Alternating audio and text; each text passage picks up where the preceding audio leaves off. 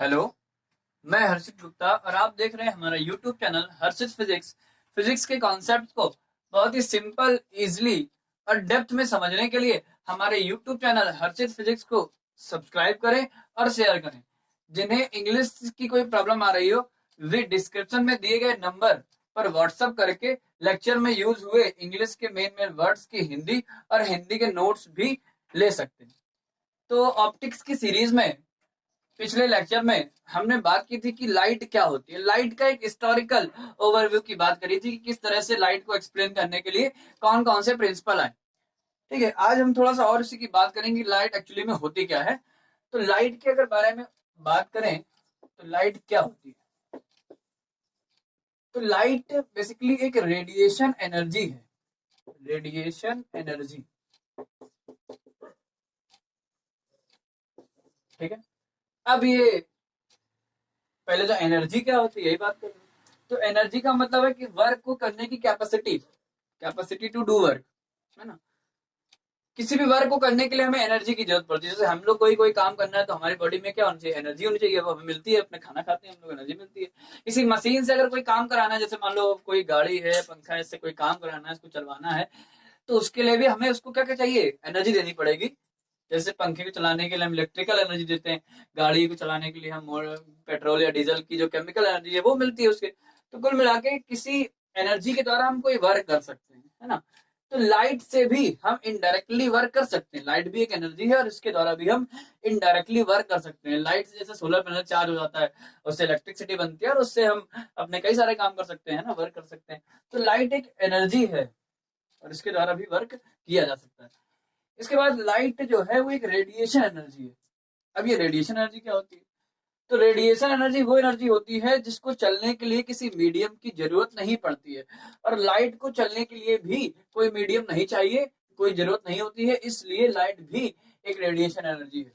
जब लाइट सन से अर्थ तक आती है तो रास्ते में स्पेस पड़ता है, मतलब वहां पर एयर भी नहीं होती और वहां से भी लाइट सन से अर्थ तक आ जाती है। इसका मतलब लाइट को चलने के लिए किसी मीडियम की रिक्वायरमेंट नहीं होती। हाँ, ये बात अलग है, लाइट किसी मीडियम में चल सकती है, जैसे लाइट वाटर में चल सकती है, लेकिन रिक्वायरमेंट नहीं है, बिना मीडियम के भी चल सकती है।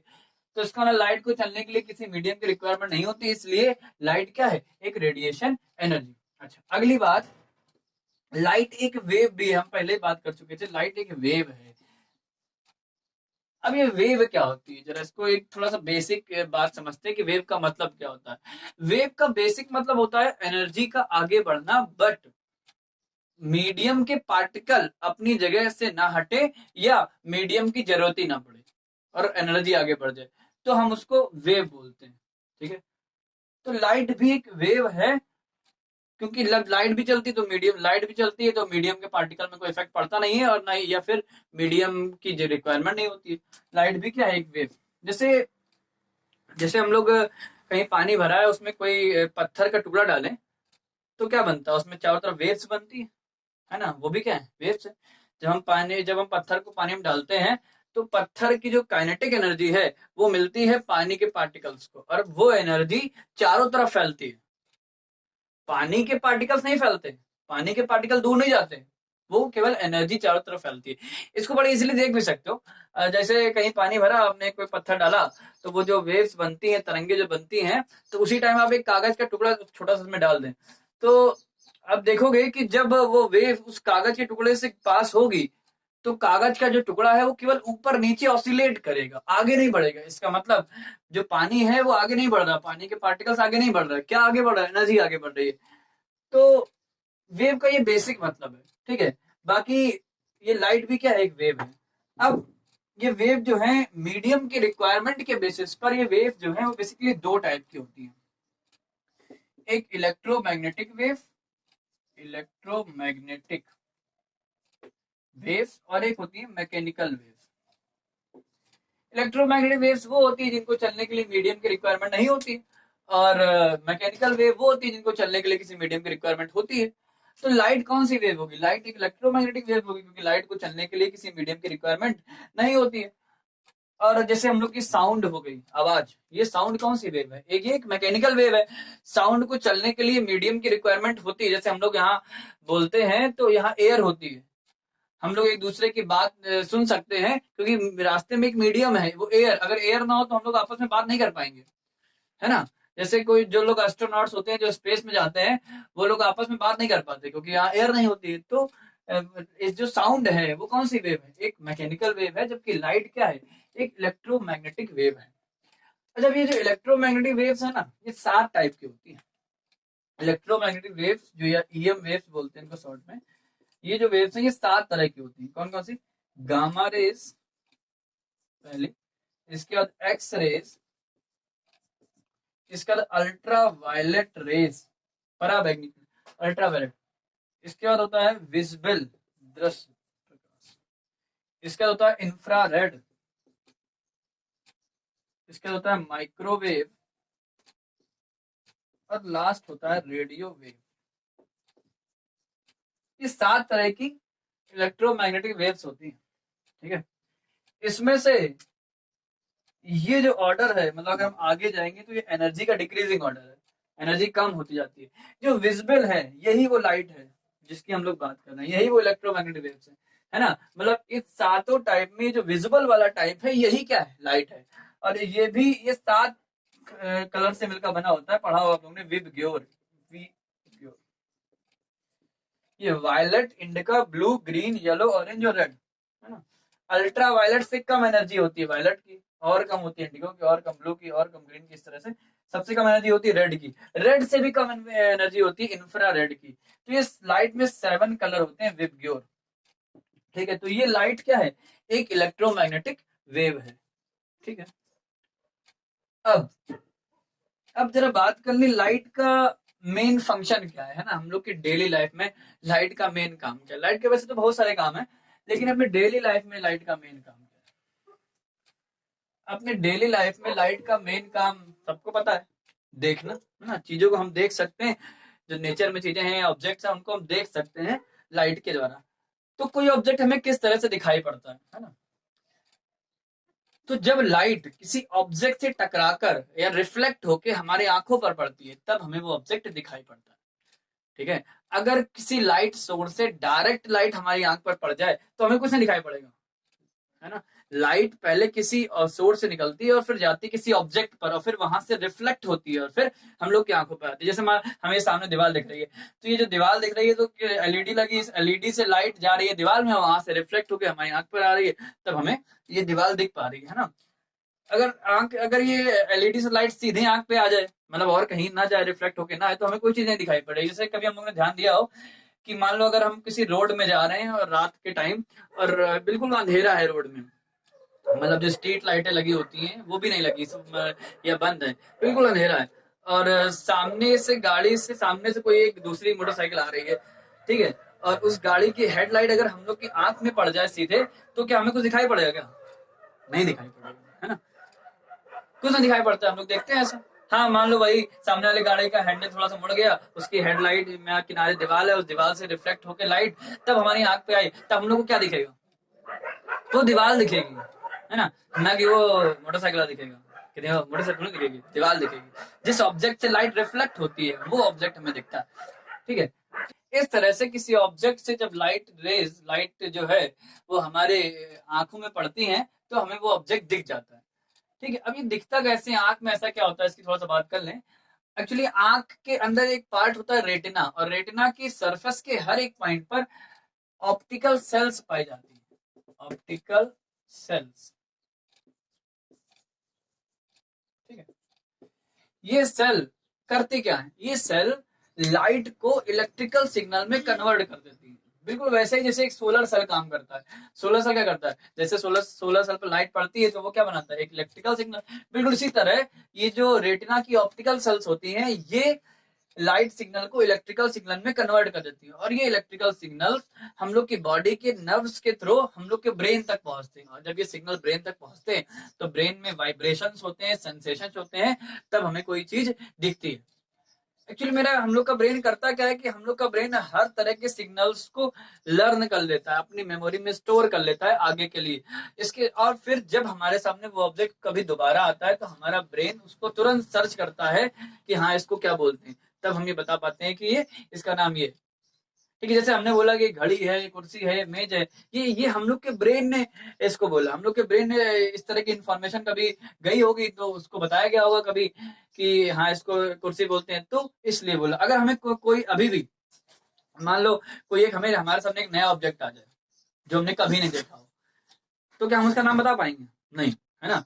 तो वो हम नहीं बता पाएंगे क्या है, क्योंकि इस तरह के सिग्नल हम लोग कभी भी हम लोग के ब्रेन में गए नहीं होंगे, तो ब्रेन में स्टोर ही नहीं होगा वो, है ना। जैसे कोई छोटा बच्चा होता है, अब छोटा बच्चा होता है जो बिल्कुल अभी हुआ ही है और उसको भी कुछ नहीं पता, तो उसको सब चीजें बता जाती है कि इसको कुर्सी बोलते हैं, उसको मेज बोलते हैं, है ना, और ये चीज बता जाती है।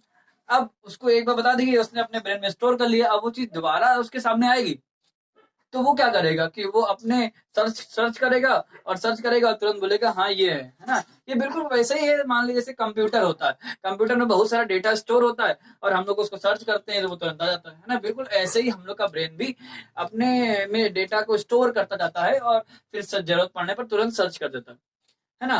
हम लोग के कंप्यूटर की जैसे हम लोग के स्टोरेज होता है, ऐसे हम लोग का ब्रेन का भी बहुत स्टोरेज है। हम लोग का जो ब्रेन का स्टोरेज है, अगर हम बताएं आपको, हम लोग का जो ब्रेन का स्टोरेज है, मतलब हम लोग का ब्रेन कितनी मेमोरी स्टोर कर सकता है, तो ये लगभग 10 टीबी से 100 टीबी तक एक इंसान का दिमाग मेमोरी स्टोर कर सकता है ना। 10 टीबी, टीबी समझते हो ना, टीबी टेराबाइट, टीबी का मतलब टेराबाइट, है ना। और इस साथ पता हो एक टीबी में 1024 जीबी होते हैं, है ना। और बाकी जीबी तो हम लोग देखते ही हैं, मोबाइल में मेमोरी आती है ना, जो हम लोग की हार्ड डिस्क होती है, ये मोबाइल की जो होती है इंटरनल मेमोरी जीबी होती है ना। जीबी में जीबी तो लोग समझते ही होंगे, मेमोरी कार्ड आता है 16 जीबी का, 28 जीबी का, इस तरह से। तो ये इस तरह से हम लोग की ब्रेन जो है वो स्टोर करता है इंफॉर्मेशन को। और तो अगर कोई छोटा बच्चा इसको बताया जाता है तभी वो चीजें बता पाता है बाद में। ठीक है, तो इस तरह से हम किसी ऑब्जेक्ट को देख सकते हैं। और तो एक्चुअली अगर कोई पूछे कि देखने का काम कौन करता है, ब्रेन या हम लोग की आंख, तो देखने का काम एक तरह से ब्रेन करता है एक तरह से। तो फिर आंख क्या करती है? तो आंख तो एक मीडिएटर का काम करती है, किसी ऑब्जेक्ट और हमारे दिमाग के बीच आंख एक मीडिएटर का काम करती है, कि वो एक मीडिएटर है बीच में। ठीक है, वो उसके सिग्नल को हमारे ब्रेन तक पहुंचाती है, तब हम लोग का ब्रेन ये जज कर पाता है। इस तरह से हम किसी ऑब्जेक्ट को देख। तो एक बात और कर लें, जैसे हम लोग को ऑब्जेक्ट अलग अलग कलर के दिखाई पड़ते हैं, इसका क्या लॉजिक है? तो एक्चुअली होता क्या है कि लाइट में 7 कलर्स होते हैं, हमने बताया, और जब 7 कलर एक साथ चलते हैं तो ये व्हाइट दिखता है। ठीक है, तो जब ये लाइट किसी ऑब्जेक्ट पे पड़ती है और वहां से रिफ्लेक्ट होती है तब हम लोग को ऑब्जेक्ट दिख जाता है। तो एक्चुअली क्या है कि ये ऑब्जेक्ट जिस कलर की लाइट को रिफ्लेक्ट करता है, परावर्तित करता है, उस कलर की लाइट उस ऑब्जेक्ट के द्वारा हमारी आंख पर आती है, तो वो ऑब्जेक्ट हमें उसी कलर का दिखाई पड़ता है। इसका मतलब ये, जैसे कोई अगर ऑब्जेक्ट, अगर कोई वस्तु हमें रेड कलर की दिखाई पड़ रही है, इसका मतलब ये कि वो ऑब्जेक्ट रेड कलर की लाइट को रिफ्लेक्ट कर रहा होगा, परावर्तित कर रहा होगा और बाकी कलर को एब्जॉर्ब कर ले रहा होगा। ठीक है, तो जो ऑब्जेक्ट हमें जिस कलर का दिखाई पड़ता है, इसका मतलब वो ऑब्जेक्ट उस कलर की लाइट को रिफ्लेक्ट करता है, और और सामने वाले पर्सन की आंख पर वो वाले कलर की लाइट पहुंचती है। इस तरह से वो कलर उस ऑब्जेक्ट का दिखाई पड़ता है। ठीक है, अब जैसे मान लेते हैं कि कोई ऑब्जेक्ट हमें पिंक दिखाई पड़ता है, नहीं दिखाई पड़ता क्या? अरे बिल्कुल दिखाई पड़ता है ना। हर कोई ऑब्जेक्ट पिंक दिखाई पड़ता है तो कहते हैं पिंक तो कलर होता ही नहीं है। जरा हमने देखा था विब ग्योर में, देखो विब ग्योर, अब इस विब ग्योर में कहीं पिंक है क्या? नहीं है। अब तो ऑब्जेक्ट हमें पिंक नहीं दिखता क्या? अरे कहेंगे, बहुत लोग कह रहे व्हाइट भी तो होता है, ब्लैक भी तो होता है, ये सब कलर है नहीं क्या? अरे बहुत सारे कलर है, ये तो 7 ही कलर है ना। हाँ तो सही बात। तो एक्चुअली देखो क्या होता है कि ये 7 मेन कलर हैं, इनके कॉम्बिनेशन से दुनिया का हर एक कलर बन सकता है। ठीक है, तो इनके कॉम्बिनेशन से हर एक कलर बन जाएगा। जैसे कोई ऑब्जेक्ट हमें पिंक दिखाई पड़ता है, तो पिंक में कोई 2 कलर जो है वो रिफ्लेक्ट हो गए होंगे और सामने वाले की आंख में पड़े होंगे, तो 2 कलर किसी न किसी रेशियो में मिलके कोई एक दूसरा कलर बना देते हैं, है ना। तो ये सब जो पिंक हो गया और भी बहुत सारे कलर होते हैं, तो ये सब इन्हीं कलर से बन जाते हैं, है ना। कुछ लाइट मान लो ब्लू आई, कुछ लाइट ग्रीन आई, तो ये कलर मिलके थोड़ा सा कोई दूसरा कलर बन गया, है ना। तो इस तरह से हमें ऑब्जेक्ट दिख जाते हैं। अच्छा, अब अगर बात करें व्हाइट और ब्लैक की, तो कोई ऑब्जेक्ट हमें व्हाइट कब दिखता है और कोई ऑब्जेक्ट हमें ब्लैक कब दिखता है? तो जब कोई ऑब्जेक्ट अपने ऊपर पड़ने वाली लगभग पूरी पूरी लाइट को एब्जॉर्ब कर लेता है, अवशोषित कर लेता है, वापस भेजता ही नहीं है, तो सामने वाले पर्सन की आंख पर उस ऑब्जेक्ट से कोई लाइट आती नहीं है। तो जब कोई लाइट नहीं आती है तो हमने उसी का नाम ब्लैक रख दिया है। जैसे नहीं अंधेरा होता है, अंधेरे में कोई लाइट होती क्या, तो हम लोग बोलते हैं अंधेरा काला होता है। एक्चुअली ये ब्लैक कलर क्या है, एक्चुअली क्या है कि जब कोई लाइट हमारी आंख पे नहीं आती है तो हमने उसी का नाम रख दिया है ब्लैक कलर, है ना। तो जैसा अंधेरा होता है काला काला, वहां पे कोई लाइट नहीं होती है ना, इसी तरह से जब कोई ऑब्जेक्ट अगर लगभग पूरी पूरी लाइट को एब्जॉर्व कर लेता है तो सामने वाले पर्सन की आंख पे कोई लाइट आएगी नहीं, तो उसको वो कलर कैसा दिखाई पड़ेगा, ब्लैक दिखाई पड़ेगा। ठीक है, इसीलिए ब्लैक कलर में गर्मी ज्यादा लगती है, ब्लैक कलर जल्दी गर्म होता है। ठीक है, क्योंकि वो लगभग पूरी पूरी लाइट को एब्जॉर्व कर लेता है, इसलिए वो जल्दी हीट हो जाता है। ठीक है, बिल्कुल इसका उल्टा है व्हाइट। व्हाइट कलर क्या होता है, जब कोई ऑब्जेक्ट व्हाइट कब दिखाई पड़ता है, जब कोई ऑब्जेक्ट अपने ऊपर पड़ने वाली लाइट का को लगभग पूरा पूरा रिफ्लेक्ट कर देता है, वापस भेज देता है। तो सामने वाले पर्सन की आंख पर ये सातों कलर एक साथ पहुंचते तो उसको वो ऑब्जेक्ट व्हाइट दिखाई पड़ता है ना। तो व्हाइट कलर बहुत कम लाइट को ऑब्जर्व करता है और ब्लैक कलर लगभग पूरी पूरी लाइट को ऑब्जर्व करता है। इसीलिए व्हाइट कोई ऑब्जेक्ट जो होगा वो देर से गर्म होता है और जो ब्लैक ऑब्जेक्ट होगा वो जल्दी गर्म हो जाता है। इसको देख सकते हो, बड़ा एक सिंपल एग्जांपल है। दो गुब्बारे ले लो, एक व्हाइट कलर का और एक ब्लैक कलर का, दोनों को फुला के धूप में रख दो। और धूप में रखने के बाद आप देखोगे थोड़ी देर बाद ब्लैक कलर का गुब्बारा जल्दी फट जाएगा और व्हाइट कलर का गुब्बारा देर से फटेगा। इसका सिंपल सा रीजन है क्योंकि ब्लैक कलर ज्यादा लाइट को ऑब्जर्व करता है, ज्यादा हीट को ऑब्जर्व करेगा, वो जल्दी गर्म हो जाएगा, फट जाएगा। ब्लैक कलर में कपड़े जो पहनते हैं हम लोग ब्लैक कलर के, उसमें गर्मी ज्यादा लगती है। इसका रीजन भी बड़ा सिंपल है ना। जो ब्लैक कलर इसी ज्यादा लाइट को ऑब्जर्व करेगा, तो ब्लैक गर्मियों में कम ब्लैक कपड़े पहनने चाहिए, है ना, और ठंडियों में ज्यादा पहनने चाहिए, है ना। तो ये इस तरह से हमें अलग अलग कलर दिखाई पड़ते हैं। अच्छा, एक और बात कर लें थोड़ा सा कि कोई ऑब्जेक्ट हमें चमकीला दिखाई पड़ता है और कोई कम चमकीला दिखाई पड़ता है। तो बड़ी सिंपल सी बात है कि जो ऑब्जेक्ट जितनी लाइट को अपने से रिफ्लेक्ट कर देता है, वापस भेज देता है, तो सामने वाले पर्सन की आंख पर उतना ज्यादा लाइट पहुंचेगी, तो वो ऑब्जेक्ट हमें उतना ज्यादा चमकीला दिखाई पड़ेगा। और जो जितनी कम लाइट को वापस भेजेगा वो ऑब्जेक्ट उतना कम चमकीला दिखाई पड़ता है।